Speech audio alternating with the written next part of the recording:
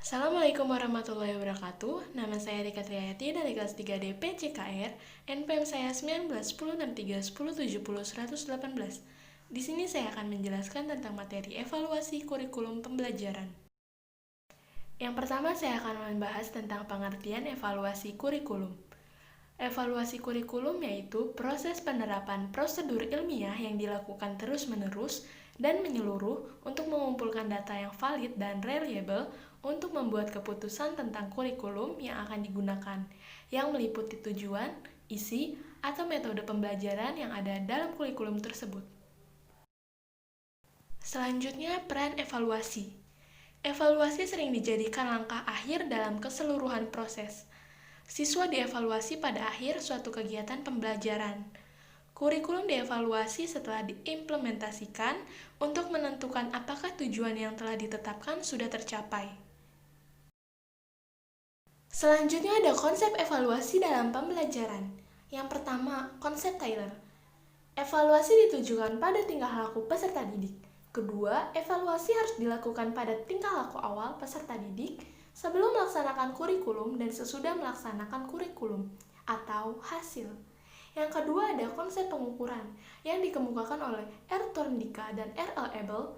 Konsep ini telah diterapkan untuk mengungkap perbedaan-perbedaan individual maupun kelompok dalam kemampuan, minat, dan sikap. Yang ketiga ada konsep kesesuaian yang dikemukakan oleh Ralph W. Taylor.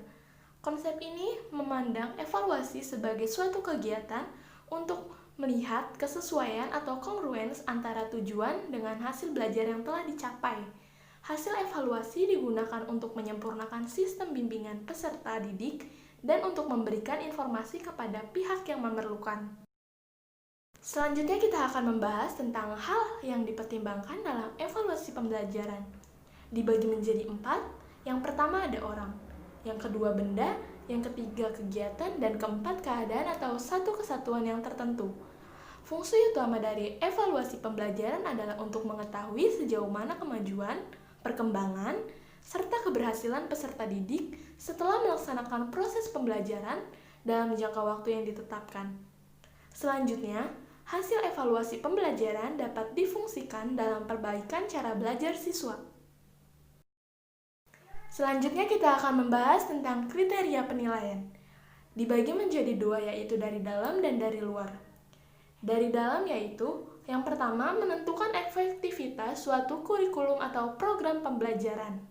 Yang kedua, menentukan keunggulan dan kelemahan kurikulum atau program pembelajaran. Yang ketiga, menentukan tingkat keberhasilan pencapaian hasil belajar peserta didik. Yang keempat, menentukan masukan untuk memperbaiki program.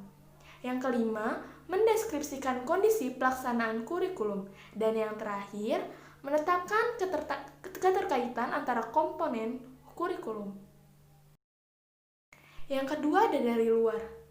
Untuk yang pertama dari luar ini, dalam kegiatan bimbingan, misalnya, tujuan evaluasi adalah untuk memperoleh informasi secara menyeluruh mengenai karakteristik peserta didik sehingga dapat diberikan bimbingan dengan sebaik-baiknya. Yang kedua ada dalam kegiatan supervisi. Tujuan evaluasi yaitu untuk menentukan keadaan suatu situasi pendidikan atau pembelajaran sehingga dapat diusahakan langkah-langkah perbaikan untuk meningkatkan mutu pendidikan di sekolah. Yang ketiga, ada dalam kegiatan seleksi. Tujuan evaluasi yaitu untuk mengetahui tingkat pengetahuan keterampilan, sikap, dan nilai-nilai dari tes untuk jenis pekerjaan atau jabatan tertentu. Untuk materi terakhir yang kita bahas yaitu mengenai konsep evaluasi dalam kurikulum. Konsep dasar evaluasi kurikulum yang harus dikuasai oleh pendidik adalah pengertian dasar tentang evaluasi kurikulum, fungsi evaluasi kurikulum, tujuan evaluasi kurikulum, dan model-model evaluasi kurikulum. Sekian dari saya, kurang lebihnya mohon maaf. Wassalamualaikum warahmatullahi wabarakatuh. Terima kasih dan semoga bermanfaat.